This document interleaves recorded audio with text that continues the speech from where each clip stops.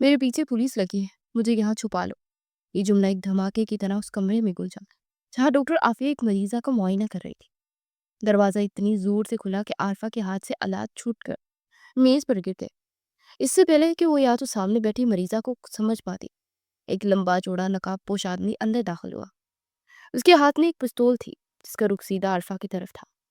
مریضہ نے جیسے ہی پستول دیکھا، اس کے منہ سے ایک چیخ نکلی اور وہ اپنی جان بچانے کے لیے دروازے کی طرف بھاگی۔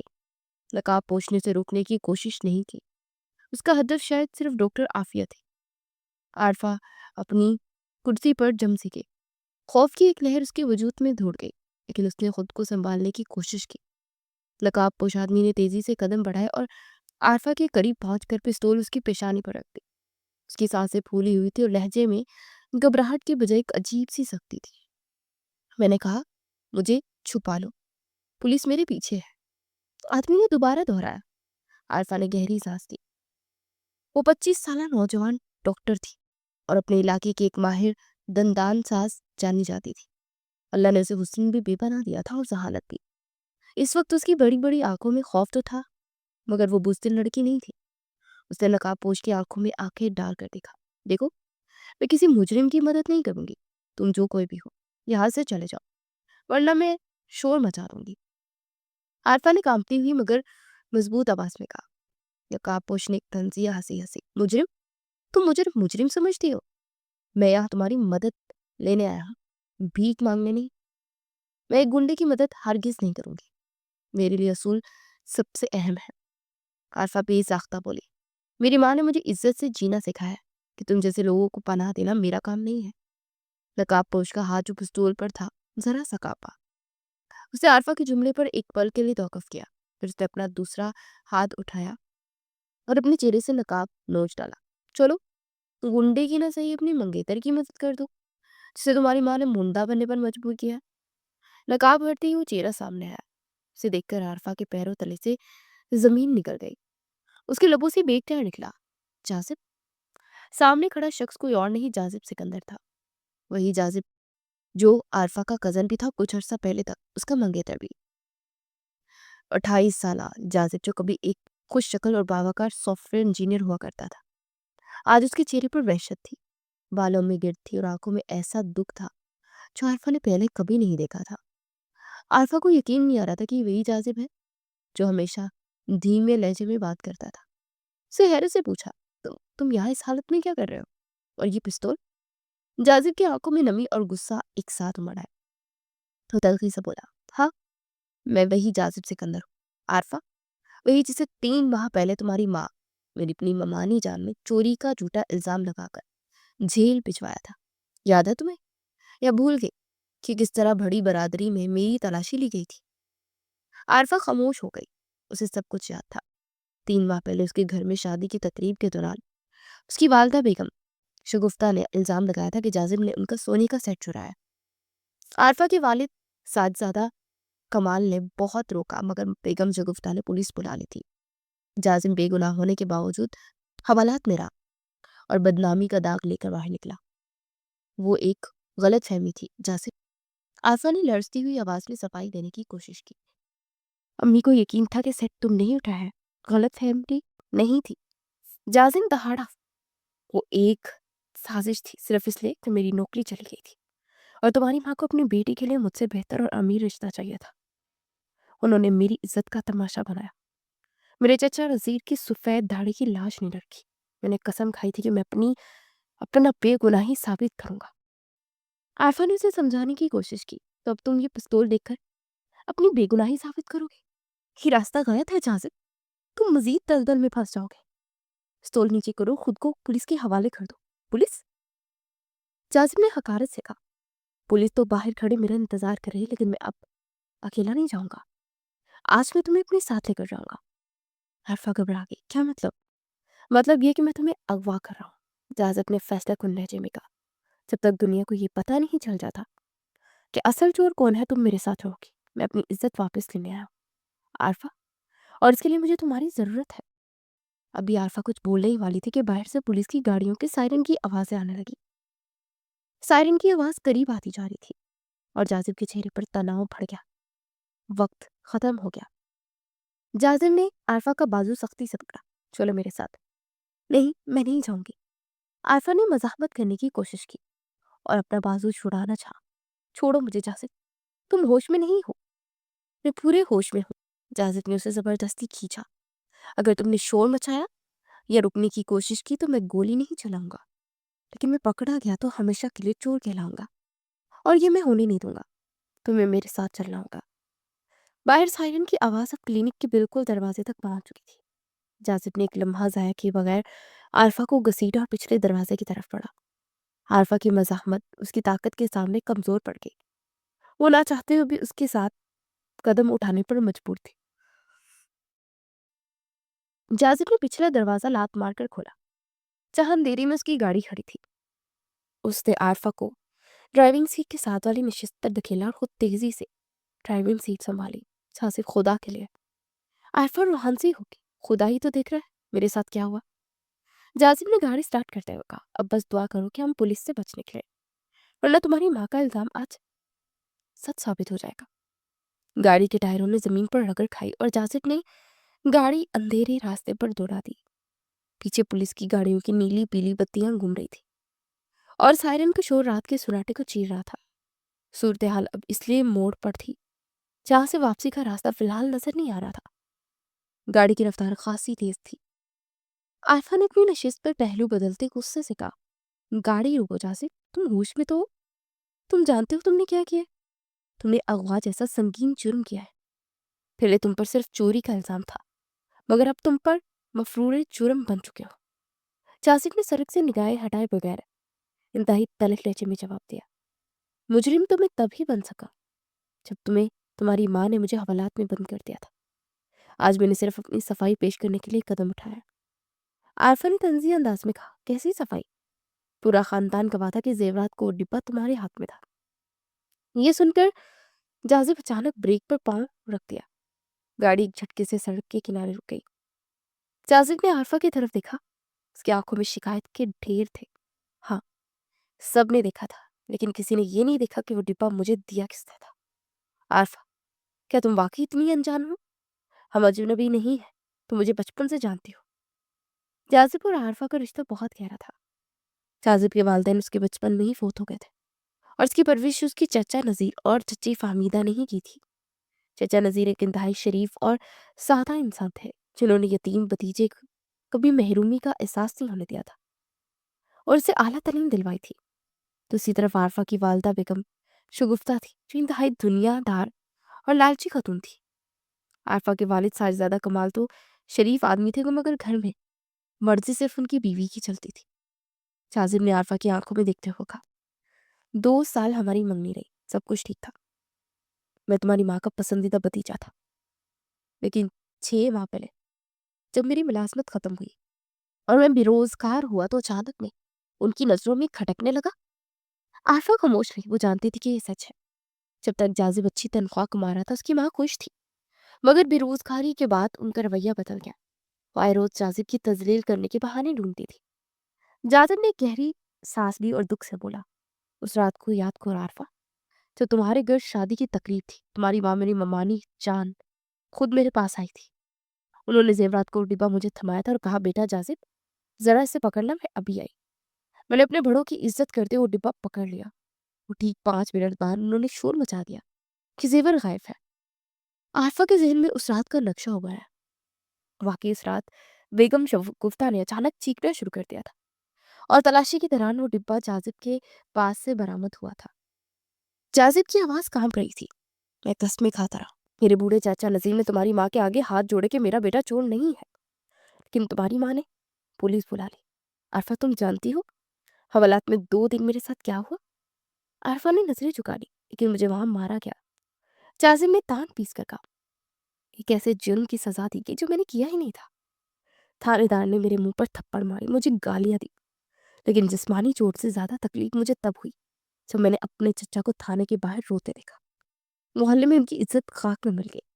उनका कसूर सिर्फ इतना था कि उन्होंने एक यतीम को पाला था, और उस दिन मैंने फैसला किया कि मैं खामोश नहीं बैठूंगा।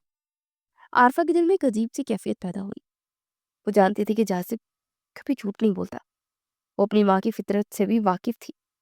तो तुम कहना चाहते हो कि जेवर उस डिब्बे में था ही नहीं? आरिफा ने सवाल किया। बिल्कुल नहीं, जाजिब ने यकीन से कहा। वो डिब्बा खाली था। असल जेवर तुम्हारी माँ ने पहले ही कहीं गायब कर दिया था। वो सिर्फ ये चाहती थी कि मुझसे चोरी का दब्बा लगे ताकि वो हमारी मंगनी तोड़ सकें और तुम्हारी शादी किसी अमीर आदमी से करवा सकें। लेकिन पिछले 3 महीनों से मैं दर बदर हूँ। ना मुझे कोई काम मिल रहा है, ना किराए का मकान। हर जगह मेरा पुलिस रिकॉर्ड मांगा जाता है। तुम्हारी माँ ने मेरी जिंदगी बर्बाद कर दी और अब मेरे पास खोने के लिए कुछ नहीं। आरफा ने जाजिब के चेहरे की तरफ देखा। वहां वो मौसूमियत नहीं बल्कि हालात की सख्ती थी। उसे पहली बार एहसास हुआ कि मामला सिर्फ जिद का नहीं बल्कि इज्जत और वकार का है। हम कहाँ जा रहे हैं? आरफा ने पूछा। उसके लहजे में अब गुस्से की जगह तशवीश ने ले ली थी। एक ऐसी जगह जहां पुलिस हमें आसानी से न ढूंढ सके। जाजिब ने गाड़ी दोबारा चलाते हुए कहा, मुझे कुछ वक्त चाहिए आरफा, सिर्फ थोड़ा सा वक्त, ताकि मैं असली चोर को बेनकाब कर सकूं। और इस काम में मुझे तुम्हारी मदद चाहिए। आरफा की नजरें गाड़ी की साइड वाले शीशे पर जमी थी, जहां पीछे आने वाली पुलिस की गाड़ी की बत्तियां तेजी से करीब हो रही थी और उसका दिल जोर जोर से धड़क रहा था। वो एक इज्जतदार घराने की बेटी थी और आज एक मफरूर मुलजिम के साथ पुलिस के ताक़ुब में थी। ये सोच ही उसके होश उड़ाने के लिए काफी थी। वो हमें पकड़ लेंगे जाजिब, आरफा ने खौफजदा लहजे में कहा। गाड़ी रोको, शायद वो नरमी बरते। अगर तुमने मजीद भागने की कोशिश की तो वो गोली भी चला सकता है। जाजिब ने पीछे मुड़कर देखे बिना कहा, वो गोली नहीं चलाएंगे आरफा। पीछे जो थानेदार आ रहा है उसका नाम है दिलावर। वो रिश्वत खोर तो नहीं है लेकिन अकल से थोड़ा पैदल है। वो अंधेरे में गोली चलाने का खतरा मोल नहीं लेगा। उसे डर होगा कि कहीं तुम्हें गोली ही ना लग जाए। अचानक जाजिब की जेब में मौजूद फोन बजने लगा। उसने एक हाथ से गाड़ी संभाली और दूसरे हाथ से फोन कान से लगाया। फोन पर दूसरी तरफ मानी था। मानी जो जाजिब का छोटा कजर और जिगरी दोस्त भी था और इस वक्त पल पल उसकी खबर रख रहा था। घर में मौजूद चचा नजीर और चच्ची फहमीदा परेशान थे, मगर मानी जाजिब की हदायत के मुताबिक काम कर रहा था। भाई दिलावर की गाड़ी आपके बिल्कुल करीब पहुंचने वाली है। मानी की आवाज में घबराहट थी। अगर अगर सीधा रास्ता बंद है, वहां नाका लगा हुआ है। आप फौरन बाएं तरफ वाले कच्चे रास्ते पर गाड़ी मोड़ लें और रास्ता सीधा पुराने डेरे की तरफ जाता है और वहां पुलिस की गाड़ियां तेजी से नहीं चल सकेंगी। ठीक है मानी, तुम घर वालों का ख्याल रखना। जाजिब ने मुख्तसर जवाब दिया और फोन बंद करके सीट पर फेंक दिया। अगले लम्हे जाजिब ने गाड़ी का रुख तेजी से बाएं जानिब मोड़ा। गाड़ी हिचकोले खाती हुई पक्की सड़क से उतरकर कच्चे और नाहमवार रास्ते पर आ गई। आरफा ने डर के मारे सीट को मजबूती से थाम लिया। पीछे आने वाली पुलिस की गाड़ी शायद रफ्तार कम ना कर सकी थी और सीधी सड़क पर आगे निकल गई। मगर कुछ ही देर बाद दोबारा सायरन की आवाज सुनाई थी, इसका मतलब था कि वो पलट कर वापस आ रहे हैं। की रास्ता कहाँ जाता है? आरफा ने चीख कर पूछा, तुम हमें मारने का इरादा रखते हो? मैं तुम्हें बचाने की कोशिश कर रहा हूँ, जाजिब ने सख्ती से कहा। आरफा की नजरें बार बार उस पिस्तौल पर पड़ रही थी जो जाजिब ने अपनी गोद में रखा हुआ था। उसने हिम्मत मुश्तमा की और कहा, तुम इस पिस्तौल से पुलिस का मुकाबला करोगे? क्या तुम वाकई इतने बड़े मुजरिम बन चुके हो कि अब इंसानों का खून बहाओगे? खुदा के लिए जाजिब, ये रास्ता तबाही का है। जाजिब ने आरफा के लहजे में छुपी हुई नफरत और खौफ को महसूस किया। उसके लोगों पर एक तलख मुस्कुराहट उभरी। उसने एक हाथ से पिस्तौल उठाया और आरफा की तरफ बढ़ा दिया। आरफा सहम कर पीछे हटी। ये क्या कर रहे हो? पकड़ो इसे, जाजिब ने कहा। इसे चलाकर देखो। आरफा ने डरते डरते वो पिस्तौल उठाया। वो धात का नहीं बल्कि हल्का फुल्का प्लास्टिक का महसूस हो रहा था। उसने गौर से देखा तो उसे समझ आई कि कोई हथियार नहीं बल्कि गैस चलाने वाला एक मामूली सा लाइटर था, तो हूबहू पिस्तौल की शक्ल का था। आरफा के मुंह से बीखता निकला, ये तो नकली है। हाँ, ये नकली है। जाजिब ने करवाहट से कहा, मेरे पास असली हथियार खरीदने के पैसा नहीं आरफा।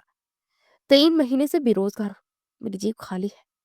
ये खिलौना मैंने सिर्फ तुम्हें डराने के लिए इस्तेमाल किया था। मेरा मकसद किसी की जान लेना नहीं, मैं तो अपनी जान बचा रहा हूँ। आरफा के दिल से खौफ का एक बड़ा बोझ उतर गया। उसे अचानक जाजिब पर तरस आने लगा। वो लड़का जो कभी इतना खुददार था, आज हालात में उसे खिलौना पिस्तौल दिखाकर इज्जत बचाने पर मजबूर कर दिया था। आरफा की आंखों में जाजिब के लिए छुपी हुई नफरत कम होने लगी और उसकी जगह हमदर्दी ने ले ली। अगर ये नकली है تو تم پولیس کا مقابلہ کیسے کرو گے؟ عارفہ نے ایک نرم لہجے میں پوچھا۔ اگر دلاور نے تمہیں گھیر لیا تو؟ مجھے دلاور سے نہیں لڑنا، مجھے صرف وقت چاہیے۔ جازب نے گاڑی کی رفتار کچھ کم کی کیونکہ راستہ بہت خراب تھا۔ ہم چچا کے پرانے ویران ڈیرے پر جا رہے ہیں، وہ جگہ برسوں سے بند پڑی ہے، پولیس کا دھیان وہاں نہیں جائے گا کیونکہ سرکاری کاغذات میں وہ جگہ ابھی تک دادا جی کے نام پر ہے اور کسی کو علم نہیں کہ وہ ہمارے استعمال میں ہے۔ عارفہ خاموش ہو کر بیٹھ گئی۔ اسے اپنی ماں شگفتہ کا خیال آیا اور وہ سوچ رہی تھی کہ اس وقت گھر میں کیا کہرام مچا ہوگا۔ یقیناً اس کی ماں نے آسمان سر پر اٹھا لیا ہوگا، لیکن کیا انہیں واقعی عارفہ کی فکر ہوگی یا صرف اپنی ناک کٹنے کا ڈر ہوگا؟ عارفہ جانتی تھی کہ اس کی والدہ ساجدہ کمال اس سے بہت محبت کرتے ہیں، وہ ضرور پریشان ہوں گے۔ گاڑی اب شہر کی روشنیوں سے دور ایک ویران علاقے میں داخل ہو چکی تھی۔ چاروں طرف اندھیرا سناٹا تھا۔ جازب نے گاڑی ایک پرانی عمارت کے احاطے میں داخل کی اور درختوں کی اوٹ میں روک دی۔ اس نے گاڑی کی لائٹس بند کر دی اور گہرا سانس لیا۔ ہم پہنچ گئے، جازب نے کہا، یہاں ہم محفوظ ہیں۔ عارفہ نے باہر جھانکا، وہ ایک پرانا بوسیدہ سا مکان تھا جہاں دیہاتی زبان میں فارم ہاؤس یا جسے ڈیرا کہا جاتا تھا۔ جازب نے دروازہ کھولا، عارفہ سے کہا، نیچے اترو، ڈرنے کی ضرورت نہیں ہے، میں نے مانی سے کہہ کر یہاں کچھ انتظام کروایا ہے۔ عارفہ گاڑی سے اتری، ہوا میں خنکی تھی اور ماحول میں عجیب سی اداسی۔ وہ جازب کے پیچھے پیچھے چلتی اندر داخل ہوئی۔ جازب نے جیب سے ماچس نکالی اور وہیں تاک میں رکھی ایک لالٹین جلا دی۔ مدھم سی زرد روشنی کمرے میں پھیلی تو عارفہ نے دیکھا کہ جازب کا چہرہ پسینے سے شرابور تھا، اس کی آنکھوں میں تھکن واضح تھی۔ تمہیں بھوک لگی ہوگی، جازب نے ایک طرف اشارہ کیا۔ وہاں کچھ بسکٹس اور پانی رکھا تھا، صبح ہوتے ہی مانی ہمارے لیے ناشتہ لے آئے گا۔ عارفہ نے پانی کا گلاس اٹھایا۔ اس کے ذہن میں ہزاروں سوال تھے، لیکن اس وقت سب سے اہم سوال یہ تھا، کیا واقعی جازب سچا ہے؟ اور اس کا دل کہہ رہا تھا کہ وہ سچا ہے، کیونکہ ایک چور کبھی خالی ہاتھ اور نکلی پستول کے ساتھ اپنی عزت کی جنگ نہیں لڑتا۔ جازب، عارفہ نے اسے پکارا۔ جازب جو زمین پر بیٹھ کر جوتوں کے تسمے کھول رہا تھا، اس نے سر اٹھایا۔ اگر تم سچے ہو تو وہ سونے کا سیٹ کہاں کیا؟ عارفہ نے سیدھا سوال کیا۔ جازب کی آنکھوں میں ایک چمک ابھری۔ یہی تو وہ سوال ہے عارفہ، جس کا جواب ہمیں مل کر ڈھونڈنا ہے، اور مجھے یقین ہے کہ وہ سیٹ گھر سے باہر گیا ہی نہیں، وہیں ہے تمہاری ماں کی نگرانی میں۔ عارفہ کو اپنی ماں کی طبیعت کا علم تھا، وہ جانتی تھی کہ وہ ضد کی پکی اور انتقامی طبیعت کی مالک ہے۔ کیا وہ اپنی بیٹی کی خوشی برباد کرنے کے لیے اتنا بڑا قدم اٹھا سکتی تھی؟ یہ سوچ کر عارفہ کا سر چکرا گیا۔ کمرے میں لالٹین کی زرد روشنی پھیلی ہوئی تھی۔ جازب زمین پر بچھی ہوئی ایک پرانی دری پر بیٹھ گیا اور اس نے عارفہ کو بھی وہیں رکھی ایک کرسی پر بیٹھنے کا اشارہ کیا۔ عارفہ بیٹھ گئی، مگر اس کی نظریں جازب کے چہرے پر جمی ہوئی تھی۔ اس کے دماغ میں جازب کا آخری جملہ گونج رہا تھا کہ زیورات کا سیٹ گھر سے باہر گیا ہی نہیں۔ تمہیں اتنا یقین کیوں ہے کہ سیٹ گھر نہیں ہے؟ عارفہ نے سوال دہرایا۔ پولیس نے تلاشی لی تھی، جازب انہیں کچھ نہیں ملا۔ جازب نے گہرا سانس لیا اور بولا، پولیس نے تلاشی تب لی تھی جب میں حوالات میں تھا، اور تم جانتی ہو کہ ہمارے معاشرے میں پولیس گھر کی خواتین کے کمروں یا ان کے ذاتی سامان کی تلاشی کس طرح لیتی ہے؟ صرف رسمی کارروائی ہوتی ہے۔ تمہاری ماں بہت چلاک خاتون ہے، انہوں نے وہ سیٹ ایسی جگہ چھپایا جہاں کسی کا دھیان نہ جائے۔ عارفہ خاموش ہو گئی۔ اسے اپنی والدہ بیگم شگفتہ کی فطرت یاد آنے لگی۔ وہ ہمیشہ سے ہی پیسے اور زیورات کی دل دادا تھی۔ عارفہ کو یاد آیا کہ بچپن میں جب کوئی قیمتی چیز گھر میں آتی تھی تو والدہ سے انتہائی خفیہ مقامات پر چھپا دیتی تھی، جہاں والد صاحب بھی نہیں پہنچ پاتے تھے۔ لیکن وہ ایسا کیوں کریں گی؟ عارفہ نے الجھن بھری لہجے میں پوچھا۔ اپنی بیٹی کی منگنی والے دن اتنا بڑا تماشا؟ وجہ بہت سادہ ہے عارفہ، جازب نے سنجیدگی سے جواب دیا۔ وہ نہیں چاہتی تھی کہ تمہاری شادی ایک بے روزگار یتیم سے ہو، وہ تمہارے لیے کوئی امیر کبیر رشتہ چاہتی تھی، لیکن چونکہ خاندان میں سب جانتے تھے کہ ہماری منگنی ہو چکی ہے اور ہم ایک دوسرے کو پسند کرتے ہیں، اس لیے وہ سیدھے طریقے سے انکار نہیں کر سکتی تھی۔ انہیں ایک ٹھوس وجہ چاہیے ہوتی، ایک ایسا بہانہ جس سے میری عزت خاک میں مل جائے اور وہ یہ رشتہ بھی توڑ سکے۔ جازب کی دلیل میں وزن تھا۔ عارفہ کا دل گواہی دینے لگا کہ جازب سچ کہہ رہا ہے۔ اسے یاد کیا کہ پچھلے 6 ماہ سے اس کی والدہ جازب کے بارے میں کیسی باتیں کرتی تھی۔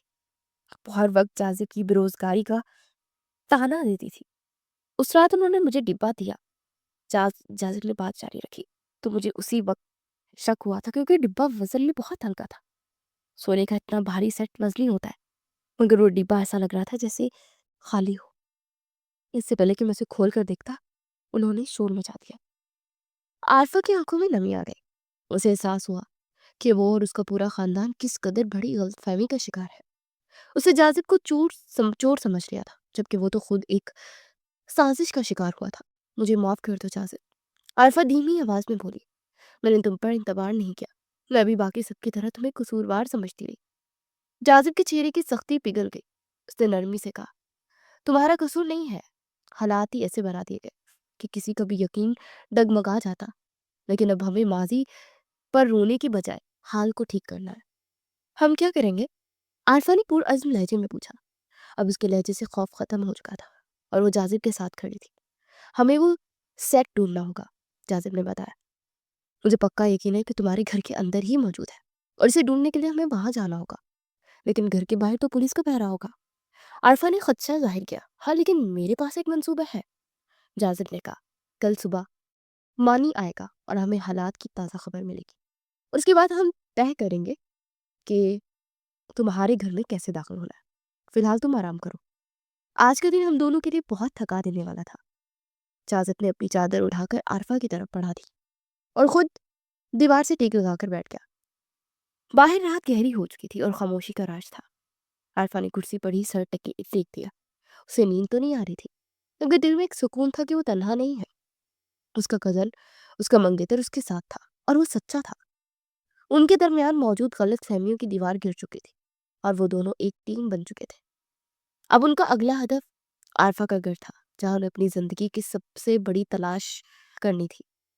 लेकिन उन्हें इल्म नहीं था कि अगली सुबह उनके लिए क्या मुसीबत लेकर आने वाली है। दरवाजे पर होने वाली हल्की सी दस्तक ने जाजिब को चौंकना कर दिया था। वो फौरन खड़ा हो गया और दीवार के साथ लग गया। आरफा भी हड़बड़ा कर सीधी हो बैठी। बाहर खामोशी थी। फिर एक जानी पहचानी आवाज आई, भाई दरवाजा खोले, मैं हूं मानी। जाजिब ने सुकून का सांस लिया और तेजी से आगे बढ़कर कुंडी खोल दी। दरवाजा खुला तो सामने मानी खड़ा था और उसके पीछे जाजिब के चचा नजीर मौजूद थे। चचा के हाथ में खाने का एक टिफिन था और चेहरे पर बेपनाह तशवीश। अंदर दाखिल होते चचा नजीर ने जाजिब को गले लगा लिया। उनकी आंखों से आंसू जारी हो गए। मेरे शेर बेटे, तुम ठीक तो हो ना? चचा की आवाज भराई हुई थी। मैं ठीक हूँ चचा जान, आप फिक्र न करें। जाजिब ने उन्हें हौसला दिया। चचा नजीर ने आरफा की तरफ देखा जो सर झुकाए खड़ी थी। वो आगे बढ़े और शफकत से अपना हाथ आरफा के सर पर रख दिया। बेटी, मुझे माफ कर देना। मेरा बेटा मुजरिम नहीं है। हालात ने उसे ये कदम उठाने पर मजबूर किया है। हम शरीफ लोग हैं, इज्जत वाले लोग हैं। तुम्हारी माँ ने हमारी सफेद दाढ़ी का भी लिहाज नहीं किया। आरफा का दिल पिघल गया। उसने नजरें उठाकर अपने बुजुर्ग चचा को देखा। चचा जान, आप माफी ना मांगे। शर्मिंदगी तो मुझे होना चाहिए। मुझे अब यकीन हो गया कि जाजिब सच्चा है। अम्मी ने जो किया वो बहुत गलत था, मैं वादा करती हूँ मैं इस गलती को सुधारने में आपका साथ दूंगी। मानी ने मुदाखलत करते हुए कहा, भाई हालात फिलहाल हमारे हक में है। थानेदार दिलावर को किसी ने गलत मखबरी कर दी थी कि आप करीबी गांव के एक गोदाम में छुपे हैं। वो पूरी रात अपने सिपाहियों के साथ वहां छापे मारता रहा है और खाली हाथ वापस लौटा है। पुलिस का ध्यान फिलहाल उस तरफ नहीं है। और बहुत अच्छी खबर है, जाजिब ने कहा। इसका मतलब हमारे पास कुछ वक्त है। मानी ने खाने का टिफिन खोलकर मेज पर रखा। अम्मी ने आप दोनों के लिए नाश्ता भेजा है, आप लोग कुछ खा लें, फिर सोचते हैं कि अगला कदम क्या उठाना है। खाने के दौरान कमरे में संजीदा गुफ्तगू जारी रही। आरफा ने लुकमा तोड़ते हुए कहा, जाजिम ने मुझे बताया कि वो जेवरात का सेट घर में ही मौजूद है। मेरा भी यही ख्याल है कि अम्मी ने उसे कहीं छुपाया है। हमें वो सेट ढूंढना होगा। चाचा नजीर ने फिक्रमंदी से कहा, लेकिन बेटी, तुम्हारे घर के बाहर तो पुलिस का पहरा होगा। थानेदार दिलावर ने वहां 2 सिपाही मुस्तकिल बिठा दिए हैं। तुम लोग वहां कैसे जाओगे? जाजिब ने पानी का घूंट भरा और पुरअज़्म लहजे में बोला, हमें हर हाल में वहां जाना होगा। अगर हमने वो सेट बरामद कर लिया तो दूध का दूध और पानी का पानी हो जाएगा। चाचा जान, आप जानते हैं कि मैं चोरी का दाग लेकर नहीं जी सकता। मुझे अपनी इज्जत वापस चाहिए। आरफा ने तायद की, मैं जाजिब के साथ हूँ। मुझे अपने घर के चप्पे चप्पे का इल्म है। अगर हम किसी तरह अंदर दाखिल हो गए तो मैं वो जगह तलाश कर लूंगी जहां मेरे जेवर छुपाया हो सकता है। मानी जो काफी देर से कुछ सोच रहा था, अचानक बोला, میرے پاس ایک ترکیب ہے. پولیس والے عارفہ باجی اور جازب بھائی کے چہروں کو پہچانتے ہیں، لیکن اگر ہم ان کا حلیہ بدل دیں تو؟ حلیہ؟ عارفہ نے حیرت سے پوچھا. ہاں، مانی نے جوش سے کہا. اس زیرے کے پرانے صندوق میں دادا جی اور دادی ماں کے پرانے کپڑے پڑے ہیں. وہ گاؤں کے روایتی کپڑے ہیں. اگر جازب بھائی وہ پہن لے اور بڑی سی مونچھیں لگا لے اور آفا باجی دیہاتی عورتوں کی طرح گھونگھٹ نکالے تو کوئی انہیں پہچان ہی نہیں پائے گا. جازب نے مانی کی طرف دیکھا اور مسکرایا. تمہارا دماغ واقعی تیز ہے، یہ ترکیب کام کر سکتی ہے. چچا نذیر نے بھی سر ہلا دیا.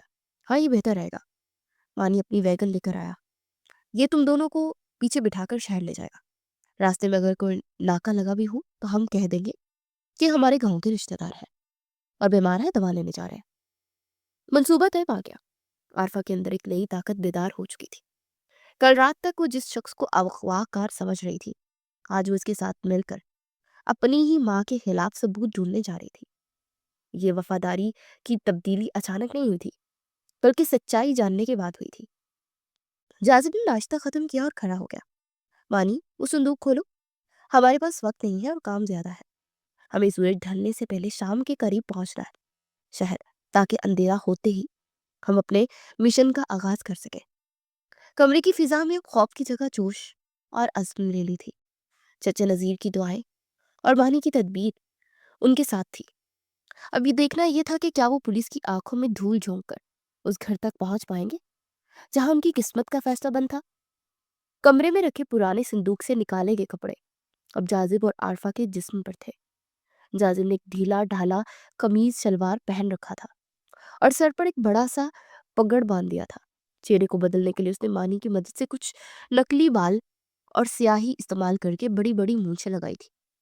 اب وہ شہر کا پڑھا لکھا انجینئر نہیں بلکہ گاؤں کا ایک ادھر عمر زمیندار دکھائی دے رہا تھا. دوسری طرف عارفہ نے ایک پرانی اور بڑی سی چادر اوڑھ لی تھی جس میں اس کا سر سے پاؤں تک پورا وجود چھپ گیا تھا. اس نے اپنے چہرے کو گھونگھٹ پہ چھپا لیا تھا تاکہ صرف اس کے پیر دکھائی دے. مانی نے جازب کو اوپر سے نیچے تک دیکھا اور اطمینان سے سر ہلایا. بھائی، آپ کو اس حلیے میں پہچاننا ناممکن ہے. اگر تھانے دار دلاور آپ کے سامنے بھی کھڑا ہو جائے تو وہ دھوکا کھا جائے گا. اللہ کرے ایسا ہی ہو. جازب نے اپنی آواز قدرے بھاری کرتے ہوئے کہا. اب ہمیں نکلنا چاہیے. روشنی رہنے تک ہمیں شہر کے مضافات میں پہنچنا ہے تاکہ اندھیرا ہوتے ہی ہم اگلا قدم اٹھا سکیں. چچا نذیر نے نم آنکھوں کے ساتھ جازب کے کندھے پر ہاتھ رکھا اور ڈھیروں ڈھیر دعائیں دے کر انہیں رخصت کیا. مانی نے اپنی پرانی ویگن نکالی. جازب اور عارفہ پچھلے نشست پر بیٹھ گئے جبکہ مانی ڈرائیونگ سیٹ پر بیٹھ گیا. گاڑی کا انجن ایک زوردار آواز کے ساتھ سٹارٹ ہوا اور وہ لوگ کچے راستے سے ہوتے پکی زمین کی طرف روانہ ہو گئے. گاڑی کے اندر خاموشی تھی مگر ہر دل میں طوفان برپا تھا. عارفہ نے اپنی مٹھیوں کو سختی سے بینچ رکھا تھا. اسے ڈر تھا کہ اگر وہ پکڑے گئے تو اس بار واپسی کا کوئی راستہ نہیں ہوگا. جازب نے اس کی گھبراہٹ محسوس کر لی. اس نے آہستہ سے کہا. ڈرنے کی ضرورت نہیں عارفہ، تم بس خاموش رہنا. بات کرنے کی ذمہ داری مانی اور میری ہے. تھوڑی دیر بعد گاڑی پکی سڑک پر آ گئی. مانی نے رفتار بڑھا دی مگر احتیاط کا دامن ہاتھ سے نہیں چھوڑا. ابھی انہیں سفر کرتے ہوئے 15 منٹ ہی گزرے تھے کہ سامنے سے سڑک پر رکاوٹیں نظر آئیں. ناکا مانی کے منہ سے بیکتا نکلا. بھائی، سامنے پولیس نے ناکا لگایا ہوا ہے. جازب اور عارفہ کی دھڑکن تیز ہو گئی. عارفہ نے گھبرا کر اپنا گھونگھٹ مزید نیچے کھینچ لیا. جازب نے مانی کو ہدایت دی. گھبراؤ مت مانی، گاڑی روکو اور بالکل نارمل رہو. یاد رکھنا میں تمہارا بیمار ماموں ہوں اور ہم ہسپتال جا رہے ہیں. مانی نے گاڑی کی رفتار کم کی اور سپاہی کے اشارے پر گاڑی سائڈ میں روک دی. ایک بھاری بھرکم قدموں کی آواز قریب آئی. کھڑکی کے شیشے سے تھانے دار دلاور کا چہرہ دکھائی دیا. دلاور نے جھک کر گاڑی کے اندر جھانکا. اس کی تیز نظریں پچھلی نشست پر بیٹھے جوڑے کا جائزہ لے رہی تھی. کدھر جا رہے ہو؟ دلاور نے روب دار آواز میں پوچھا. اور یہ پیچھے کون بیٹھا ہے؟ مانی نے ادب سے جواب دیا. جی تھانے دار صاحب، یہ میرے ماموں اور ممانی ہے. ماموں کو دمے کا شدید دوڑا پڑا ہے. گاؤں میں طبیعت بہت بگڑ گئی تھی، اس لیے بڑے ہسپتال لے کر جا رہا ہوں. اس سمے جازب نے اداکاری کے جوہر دکھائے. وہ جھک کر کھانسی کے شدید دورے کا ڈرامہ کرنے لگا. اس نے اپنی آواز کو ایسے گھٹن زدہ بنا لیا جیسے واقعی سانس لینا محال ہو رہا ہو. عارفہ نے بھی کردار نبھاتے ہوئے جازب کی پیٹھ سہلانا شروع کر دی، حالانکہ اس کے اپنے ہاتھ خوف سے کانپ رہے تھے. دلاور نے جازب کی بڑی بڑی مونچھیں اور پگڑ دیکھا پھر اس کی نظر گھونگھٹ والی عورت پر پڑی۔ دیہاتی عورتوں کے احترام کا خیال کرتے اس نے نظریں ہٹا لی۔ جاذب کی مسلسل اور تکلیف دہ کھانسی نے اسے مزید مطمئن کر دیا کہ یہ واقعی کوئی بیمار بزرگ ہے۔ شناختی کارڈ ہے؟ دلاور نے رسمی طور پر پوچھا۔ جی جی بانی صاحب۔ جیب میں سے اس نے ہاتھ ڈالا۔ اس کا دل تیزی سے دھڑک رہا تھا کیونکہ کارڈ دکھانے کا مطلب تھا پکڑے جانا، مگر جاذب نے کھانستے ہوئے ہاتھ کے اشارے سے پانی مانگا اور اپنی حالت غیر ظاہر کی۔ دلاور نے مانی کو کارڈ نکالتے دیکھ ہاتھ کے اشارے سے روکا۔ رہنے دو، مریض کی حالت خراب ہے، جلدی نکلو اور سیدھا اسپتال جانا۔ ویسے بھی ہم یہاں اس مفرور جاذب اور ڈاکٹر عارفہ کو ڈھونڈ رہے ہیں، تمہارے جیسے بیماروں کو نہیں، جاؤ۔ مانی نے شکر کا کلمہ پڑھا اور فوراً گاڑی گیئر میں ڈال دی۔ شکریہ صاحب، اللہ آپ کو خوش رکھے۔ گاڑی ناکے سے گزر کر آگے نکل گئی۔ جیسے وہ پولیس کی نظروں سے اوجھل ہوئے، جاذب نے سیدھے ہو کر سکون کا سانس لیا اور کھانستا بند کیا۔ عارفہ نے بھی گھونگھٹ کے اندر سے گہری سانس لی اور موت کے منہ سے نکل کر وہ آئے تھے۔ بہت قریب تھا یہ معاملہ۔ مانی نے ماتھے پر پسینہ صاف کرتے ہوئے کہا، لیکن آپ کی کھانسی نے کمال کر دیا بھائی۔ جاذب نے عارفہ کی طرف دیکھا۔ پہلا مرحلہ طے ہو گیا، ہم نے دلاور کو چکمہ دے دیا، اب ہم شہر میں داخل ہو رہے ہیں۔ اگلا مرحلہ زیادہ مشکل ہے، ہمیں تمہارے گھر کے قریب پہنچ کر رات کا انتظار کرنا ہوگا تاکہ ہم اس دیوار کو پھاند سکیں جو ہمیں سچائی سے دور رکھے ہوئے ہے۔ شام کے سائے گہرے ہو رہے تھے، وہ شہر کی گہما گہمی میں داخل ہو چکے تھے۔ جہاں ہر شخص اپنے کام میں مگن تھا اور کسی کو کوئی خبر نہیں تھی کہ ایک پرانی ویگن میں دو ایسے لوگ بیٹھے ہیں جو اپنی کھوئی ہوئی عزت اور زندگی بچانے کی آخری کوشش کرنے جا رہے ہیں۔ شہر میں داخل ہونے کے بعد مانی نے گاڑی کو عارفہ کے گھر کے قریب فاصلے پر ایک تنگ گلی میں کھڑا کر دیا۔ اب انہیں رات کے گہرے ہونے کا انتظار تھا۔ مانی نے اپنی جیب سے فون نکالا اور ایک خبر چلائی جو اس وقت ہر جگہ گردش کر رہی تھی۔ خبروں میں بیگم شگفتہ رو رو کر بیان دے رہی تھی، میری معصوم بچی کو اس درندے جاذب نے اغوا کر لیا ہے، حکومت سے اپیل ہے کہ میری بیٹی کو بازیاب کروایا جائے۔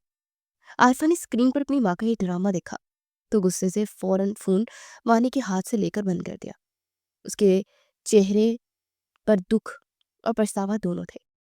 امی کو میری فکر کم ہے اور خبروں میں آنے کا شوق زیادہ ہے۔ عارفہ نے تلخی سے کہا، اگر انہیں میری اتنی فکر ہوتی تو میری پسند اور ناپسند کا خیال رکھتی نا، اپنی انا کی تسکین کے لیے یہ سب نہ کرتی۔ جاذب نے دھیمے لہجے میں کہا، حوصلہ رکھو عارفہ، بس کچھ دیر کی بات ہے، پھر سچ سب کے سامنے ہوگا۔ رات کے 2 بج چکے تھے، گلی میں مکمل خاموشی تھی۔ پولیس کا پہرا اب کچھ ڈھیلا پڑ چکا تھا کیونکہ سامنے والے مرکزی دروازے پر موجود تھے، جبکہ جاذب کا منصوبہ پچھلی گلی سے گھر میں داخل ہونے کا تھا۔ مانی تم گاڑی لے کر یہیں رہنا، اگر کوئی مسئلہ ہو تو ہم تمہیں مس کال کر دیں گے، جاذب نے ہدایت دی۔ مانی نے اس بات میں سر ہلایا، بھائی آپ فکر نہ کریں، میں تیار ہوں۔ جاذب اور عارفہ گاڑی سے اترے اور دیواروں کے سائے میں چلتے ہوئے پچھلی گلی میں پہنچ گئے۔ یہ دیواریں کافی اونچی تھی مگر وہاں ایک پرانا درخت موجود تھا جس کا سہارا لیا جا سکتا تھا۔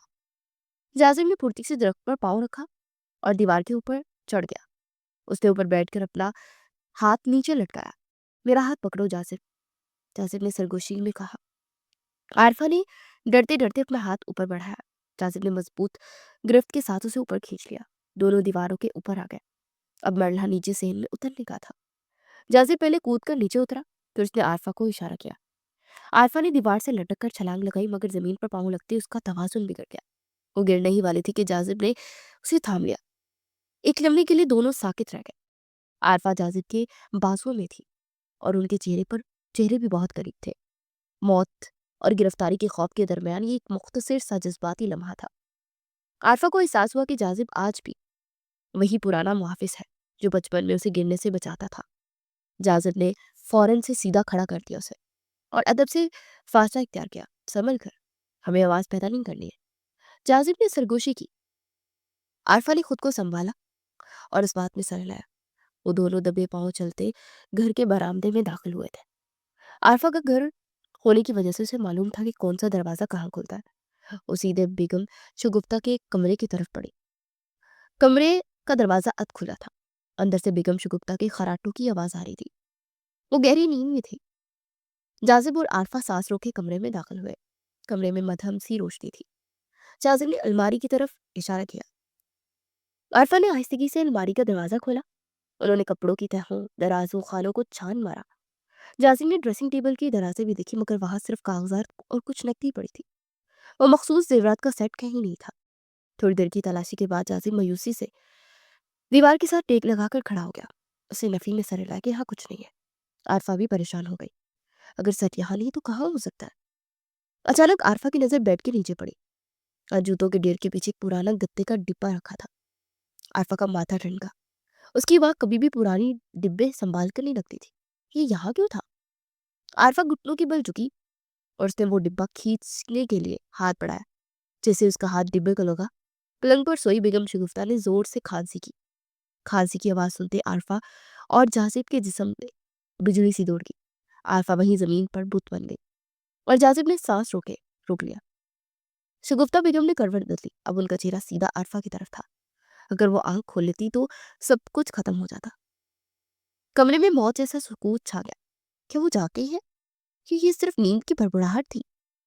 عارفہ کا ہاتھ ابھی تک اس پراسرار ڈبے پر تھا اور دل کی دھڑکن کانوں میں گونج رہی تھی۔ کمرے میں چھائی ہوئی خوفناک خاموشی اس وقت ٹوٹی جب شگفتہ بیگم نے دوبارہ پرسکون انداز میں سانس لینا شروع کیا۔ وہ جاگی نہیں تھی، بلکہ صرف نیند میں کروٹ بدلی تھی۔ عارفہ نے لرزتے ہاتھوں سے بیڈ کے نیچے موجود وہ گتے کا ڈبہ باہر کھینچا۔ جاذب بھی سانس روک کے کھڑا دیکھ رہا تھا۔ عارفہ نے ڈبے کا ڈھکن ہٹایا تو اندر سے زیورات کی بجائے پرانے جوتوں کا ایک جوڑا برآمد ہوا۔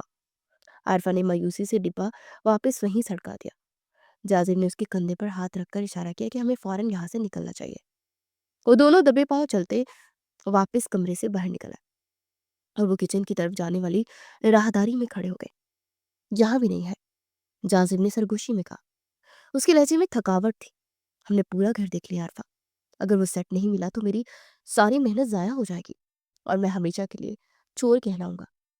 عارفہ گہری سوچ میں ڈوبی ہوئی تھی۔ وہ جانتی تھی اس کی والدہ کبھی بھی اپنی قیمتی چیزیں بیگ میں نہیں رکھتی تھی، بلکہ گھر میں کسی ایسی جگہ چھپاتی تھی جہاں عقل دنگ رہ جائے۔ اچانک اسے بچپن کا ایک واقعہ یاد آیا۔ Store room. عارفہ کی آنکھوں میں چمک آ گئی۔ جاذب، چھت پر جو پرانا اسٹور روم ہے نا، امی ہمیشہ وہاں رکھے گندم اور آٹے کی ڈرموں میں اپنے پیسے چھپاتی تھی۔ وہ کہتی تھی کہ چور کبھی آٹے میں ہاتھ نہیں ڈالتے۔ کیا ہمیں وہاں جانا چاہیے؟ جاذب نے پوچھا۔ یہ ہمارا آخری موقع ہے، ہاں چلو عارفہ۔ عارفہ نے تیزی سے کہا اور وہ دونوں سیڑھیاں چڑھ کر چھت پر بنے اس چھوٹے سے کوٹری نما کمرے میں پہنچے۔ وہاں گرد اور مٹی کا راج تھا۔ کونے میں لوہے کے بڑے بڑے ڈرم رکھے تھے جس میں سال بھر کا راشن رکھا جاتا تھا۔ عارفہ نے ایک بڑے ڈرم کا ڈھکن ہٹایا۔ اندر آٹا موجود تھا۔ میں چیک کرتا ہوں۔ جاذب نے اپنی آستینی اوپر چڑھائی۔ اس نے اپنا ہاتھ آٹے کے اندر ڈالا اور تہہ تک ٹٹولنے لگا۔ عارفہ بے چینی سے اس کے چہرے کی طرف دیکھ رہی تھی۔ پہلی کوشش ناکام رہی۔ جاذب نے دوسرے ڈرم کا ڈھکن کھولا۔ اس نے وہ دوبارہ ہاتھ اندر ڈالا۔ اچانک اس کا ہاتھ کسی سخت چیز سے ٹکرایا۔ جاذب کے چہرے پر ایک رنگ آ کر گزر گیا۔ اس نے زور لگا کر اس چیز کو باہر کھینچا۔ وہ ایک ململ کے کپڑے میں لپٹی بھاری پوٹلی تھی۔ جاذب نے کانپتے ہاتھوں سے کپڑے کی گرہیں کھولی۔ جیسے کپڑا ہٹا، اندر سے وہی سونے کا بھاری سیٹ برآمد ہوا جس کی چمک نے 3 ماہ پہلے جاذب کی زندگی اندھیر کر دی تھی۔ مل گیا۔ عارفہ کے منہ سے سسکی نکلی۔ یہ یہی تھا۔ امی نے واقعی جھوٹ بولا تھا۔ جاذب کی آنکھوں میں آنسو آ گئے۔ وہ سونا نہیں دیکھ رہا تھا، وہ اپنی کھوئی ہوئی عزت دیکھ رہا تھا۔ میں نے کہا تھا نا عارفہ، میں چور نہیں ہوں۔ جاذب کی آواز رون گئی۔ مجھے معاف کر دو جاذب۔ عارفہ شرمندگی سے رو پڑی۔ ابھی جذباتی ہونے کا وقت نہیں ہے جاذب۔ جاذب نے فوراً خود کو سنبھالا۔ اس نے جیب سے فون نکالا۔ مجھے مانی کو کال کرنی ہے تاکہ اس وقت اور جگہ کا ثبوت ریکارڈ کر دے۔ اگر ہم یہ سیٹ لے کر باہر گئے اور پولیس نے پکڑ لیا تو ہم سمجھیں گے کہ اب ہم چوری کر رہے ہیں۔ ہمیں ثبوت چاہیے کہ یہ گھر کے اندر سے نکلا ہے۔ جاذب نے مانی کو ویڈیو کال ملائی۔ مانی نے فوراً کال اٹھائی۔ مانی، ریکارڈنگ شروع کرو۔ جاذب نے کیمرے کا رخ آٹے کے ڈرم اور زیورات کی طرف کیا۔ دیکھو، یہ سیٹ بیگم شگفتہ کے اسٹور روم سے برآمد ہوا ہے۔ ابھی وہ ریکارڈنگ کر ہی رہے تھے کہ اچانک اسٹور روم کا دروازہ زور سے کھلا۔ جاذب اور عارفہ بری طرح سے چونک گئے۔ دروازے پر عارفہ کے والد ساجدہ کمال کھڑے تھے۔ ان کے ہاتھوں میں ایک موٹا ڈنڈا تھا کیونکہ انہوں نے چھت پر قدموں کی آہٹ سن لی تھی۔ جاذب کا رنگ فک ہو گیا۔ اگر ساجدہ کمال نے شور مچا دیا تو پولیس نیچے ہی کھڑی تھی۔ ابا جی، عارفہ کی حلق سے بمشکل چیخ نکلی۔ ساجدہ کمال نے ڈنڈا نیچے کر لیا۔ उनकी नज़रें जाजिब पर नहीं बल्कि जाजिब के हाथ में मौजूद सोने के सेट और आटे से बड़े हाथों पर जमी हुई थी। वो सब कुछ समझ गए। एक लम्हा के लिए वहां गहरा सकूत छा गया। तो मेरा शक सही था। साहबजादा कमाल की आवाज भारी थी। शगुफ्ता ने कसम खाई थी कि जेवर चोरी हुआ है, मगर उसने अपनी औलाद की खुशी की कीमत पर ये खेल खेला। जाजिम ने नजरें झुका ली। मामू जान, मैं चोरी करने नहीं आया था, मैं बस इससे पहले कि जाजिब बात मुकम्मल करता, साहबजादा कमाल आगे बढ़े। उन्होंने जाजिब को जोर से गले लगाया। एक बाप और एक मामू की हैसियत से उनकी आंखें झलक पड़ी। मुझे सफाई मत दो बेटा। तो रोहान से हो गया। मैं जानता हूँ तुम चोर नहीं हो, तुम मेरे नज़ीर भाई की तरबियत हो। मुझे माफ कर दो। मैं अपनी बीवी के सामने बेबस हो गया था और तुम्हारी मदद ना कर सका। कमरे का माहौल अक्सर बदल गया। अब वहां खौफ नहीं बल्कि खानदान के बिखरे हुए रिश्तों का मिलाप था। आरफा भी दौड़कर बाप के गले लग गई। अब क्या करना है मामू जान? जाजिब ने पूछा। नीचे पुलिस है और सवेरा होने वाला है। सायदादा कमाल ने आंसू पूछे और एक बाबा का अंदाज में कहा, तुम डरो नहीं जाजिब, अब लड़ाई मैं लड़ूंगा। तुम नहीं चलो, नीचे चलो। कौन तुम्हें देखता हूँ हाथ लगाता है। आज इस घर में फैसला होगा और फैसला झूठ नहीं, सच का होगा।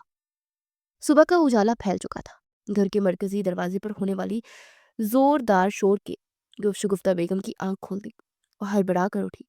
बाहर पुलिस की गाड़ियों की आवाज़ और लोगों का हजूम था। वो दौड़ कर बाहर निकली तो देखा थानेदार दिलावर अपने सिपाहियों के साथ दरवाजा पीट रहा था। दरवाजा खोले बेगम साहिबा, दिलावर ने बुलंद आवाज में कहा। पड़ोसियों ने इतला दी है कि आपके घर की छत पर कुछ मशकूक लोग देखे गए। हमें शक है कि अगवाकार जाजिब हमें यहीं कहीं छुपा है। बेगम शगुफ्ता के होश उड़ गए। उन्होंने फौरन दरवाजा खोला। हाय अल्लाह, मेरी बच्ची! उन्होंने चीख कर कहा। वो कमबख्त मेरी बेटी को मारने के लिए वापस आया होगा।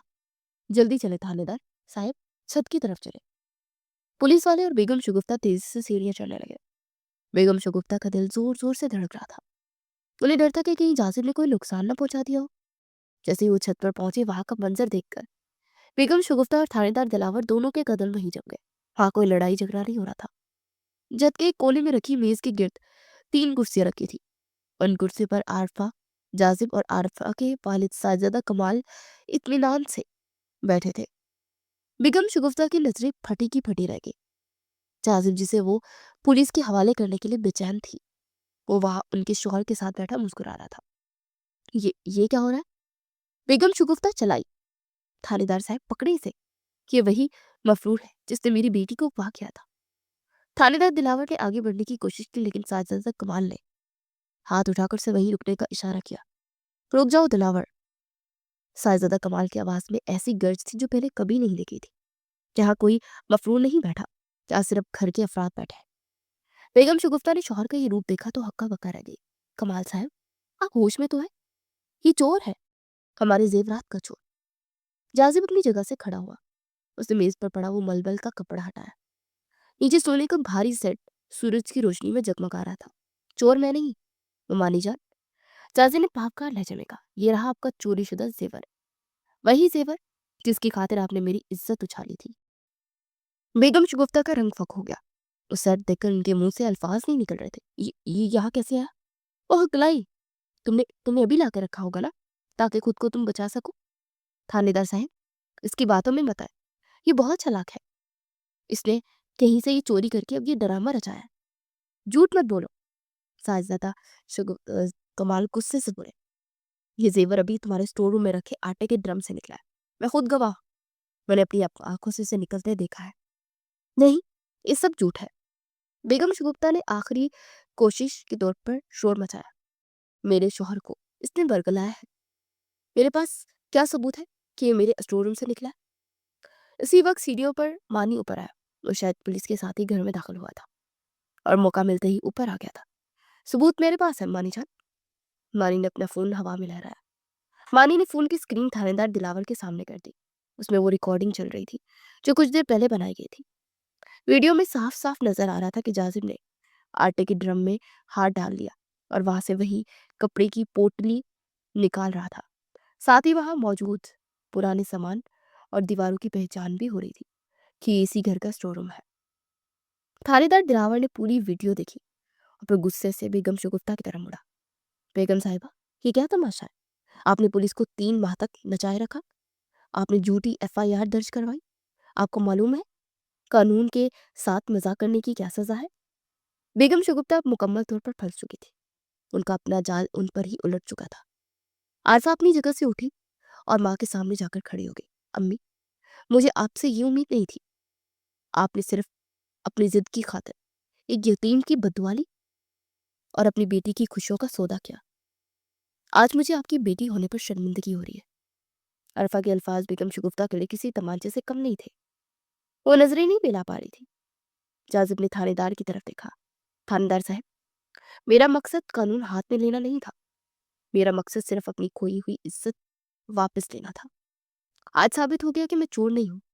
اب فیصلہ آپ کریں. دلاور نے اپنی ٹوپی سیدھی کی. فیصلہ تو اب عدالت کرے گی. بیگم شگفتہ کو جھوٹی رپورٹ درج کروانے اور شریف شہری کی ساکھ خراب کرنے کے جرم میں تھانے چلنا ہوگا. نہیں، بیگم شگفتہ خوف سے چلائی.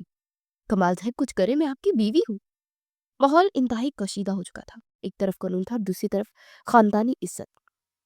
جاذب کی بے گناہی ثابت ہو چکی تھی اور اس پر لگا داغ دھل چکا تھا. لیکن اب سوال یہ تھا کہ کیا وہ اپنی ممانی کو جیل بھجوائے گا یا رشتوں کا پاس رکھے گا. یہ فیصلہ اب جاذب کے ہاتھ میں تھا. تھانے دار دلاور نے اپنی وردی کی جیب سے لوہے کی ہتکڑی نکالی اور گرفتاری کے لیے آگے بڑھا. بیگم شگفتہ کی نظریں جیسی اس کی چمکتی ہوئی ہتکڑی پر پڑی، ان کے اوسان خطا ہو گئے. وہ خوف کے مارے تیزی سے پیچھے ہٹی اور اپنے شوہر شہزادہ کمال کے پیچھے چھپنے کی کوشش کی. ان کا پورا وجود کانپ رہا تھا اور چہرے پر ہوائیاں اڑ رہی تھی. نہیں، خدا کے لیے مجھے جیل مت لے کر جائے. بیگم شگفتہ گر گڑائی. ان کی آواز میں شدید لرزش تھی. کمال صاحب، انہیں روکے. میں آپ کی بیوی ہوں. یہ لوگ مجھے ایسے لے کر نہیں جا سکتے. میری عزت کا جنازہ نکل جائے گا. شہزادہ کمال نے نفرت سے رخ موڑ لیا اور انتہائی سخت لہجے میں کہا، عزت کا خیال تمہیں اس وقت کرنا چاہیے تھا شگفتہ، جب تم نے اپنی انا کی خاطر ایک یتیم بھتیجے پر چوری کا جھوٹا الزام لگایا تھا. تم نے صرف جاذب کی نہیں بلکہ پورے خاندان کی عزت مٹی میں ملا دی. اب قانون کو اپنا کام کرنے دو. تھانے دار دلاور نے مزید ایک قدم آگے بڑھا سخت لہجے میں کہا، بیگم صاحبہ، ڈرامہ بند کرے اور ہاتھ آگے بڑھائے. قانون کی نظر میں امیر اور غریب سب برابر ہے. آپ نے پولیس کا وقت برباد کیا، جھوٹی FIR کٹوائی. اس کی سزا تو آپ کو بھگتنی پڑے گی. بیگم شگفتہ مایوس ہو کر زمین پر بیٹھ گئی. وہ جانتی تھی کہ اب انہیں کوئی نہیں بچا سکتا. دلاور ان کے ہاتھ پر ہتکڑی لگانے ہی والا تھا کہ اچانک ایک زوردار آواز گونجی، رک جائیں تھانے دار صاحب. یہ آواز جاذب کی تھی. وہاں موجود ہر شخص چونک کر جاذب کی طرف دیکھنے لگا. جاذب اپنی کرسی سے اٹھا اور چلتا ہوا تھانے دار اور اپنی ممانی کے درمیان آ کر کھڑا ہو گیا. اس کے چہرے پر فتح کا غرور نہیں بلکہ ایک عجیب سا دکھ اور سنجیدگی تھی. جاذب، پیچھے ہٹ جاؤ. دلاور نے تنبیہ کی، یہ عورت تمہاری مجرم ہے. اسے سزا ملنی چاہیے. میں جانتا ہوں کہ یہ میری مجرم ہے. جاذب نے بیگم شگفتہ کی طرف دیکھا جو اب بھی زمین پر بیٹھی رو رہی تھی. لیکن یہ میری ممانی بھی ہے. میرے مرحوم والدین کے بعد میرے چچا اور ممانی ہی میرے بزرگ ہیں. اگر میں نے اپنے گھر کی عورت کو جیل بھجوا دیا، اسے تھانے کچہریوں میں رسوا کیا، تو پھر ان میں اور مجھ میں کیا ہی فرق رہ جائے گا. بدلہ لینا بہت آسان ہے تھانے دار صاحب، لیکن معاف کرنا بہت مشکل ہے. شہزادہ کمال حیرت اور صدمے کسی ملی جلی کیفیت میں آگے بڑھے. بیٹا جاذب، تم ہوش میں تو ہو. اس عورت نے تمہاری زندگی برباد کرنے میں کوئی کسر نہیں چھوڑی. اس نے تمہیں جیل بھجوایا، تمہیں ذلیل کیا، تمہارا رشتہ توڑا. اور جب قدرت تمہیں انصاف دے رہی ہے تو تم پیچھے ہٹ رہے ہو. مامو جان، انتقام کی آگ مزید گھر جلاتی ہے. جاذب نے انتہائی بردباری سے جواب دیا، میں نہیں چاہتا کہ کل کو عارفہ کے دل میں یہ بات رہے کہ اس کے شوہر نے اس کی ماں کو جیل بھجوایا تھا. رشتوں میں دراڑیں ڈالنا آسان ہے لیکن انہیں جوڑنا مشکل ہے. میں اپنی FIR واپس لیتا ہوں اور پولیس کاروائی ختم کرتا ہوں. تھانے دار دلاور نے ہتکڑی واپس جیب میں ڈالی اور سر ہلایا.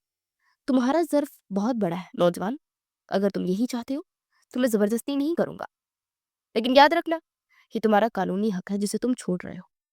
بیگم شگفتہ کو اپنے کانوں پر یقین نہیں آ رہا تھا. وہ امید بڑی نظروں سے جاذب کو دیکھنے لگی، جیسے انہیں نئی زندگی کی امید مل گئی ہو. وہ لڑکھڑاتے ہوئی اٹھی اور جاذب کے سامنے ہاتھ جوڑ دیے. مجھے معاف کر دو جاذب، میں بہت شرمندہ ہوں. میں لالچ میں اندھی ہو گئی تھی. جاذب نے ان کے جڑے ہوئے ہاتھ نیچے کیے. ممانی جان، مجھے آپ سے معافی نہیں چاہیے، بلکہ میری 2 شرطیں ہیں. اگر وہ آپ مان لیں تو یہ معاملہ یہی ختم ہو جائے گا. مجھے ہر شرط منظور ہے، بیگم شگفتہ نے فوراً کہا، تم جو کہو گے میں کروں گی۔ جازم نے عارفہ کی طرف دیکھا جو خاموشی سے آنسو بہا رہی تھی۔ پھر اس نے مضبوط لہجے میں اپنی شرطیں بیان کی۔ پہلی شرط یہ ہے کہ عارفہ اور میری شادی اسی ہفتے ہوگی، بغیر کسی تاخیر کے۔ اور دوسری شرط یہ ہے کہ شادی کے بعد آپ ہماری زندگی میں ہمارے فیصلوں میں کسی قسم کی مداخلت نہیں کریں گی، نہ ہمیں دولت کے تانے دیں گی اور نہ ہی میرے گھر والوں کی تصدیق کریں گی۔ میں وعدہ کرتی ہوں۔ بیگم شگفتہ نے روتے ہوئے کہا، میں قرآن پر حلف دینے کو بھی تیار ہوں کہ میں اب کبھی تمہاری اور عارفہ کی زندگی میں زہر نہیں گھولوں گی۔